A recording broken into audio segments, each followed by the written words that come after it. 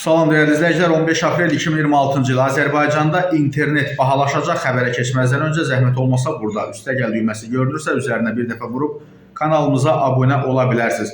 İKT eksperti Elvin Abbasovun sözlərinə görə internetin qiyməti müvafiq xidmətlərə uyğun olaraq dəyişməlidir. Amma bu proses internetin sürətinin artması ilə paralel həyata keçiriləcək. Sürət artdığına görə qiymət də artacaq, nəticədə vətəndaş daha yüksək internet əldə edəcək.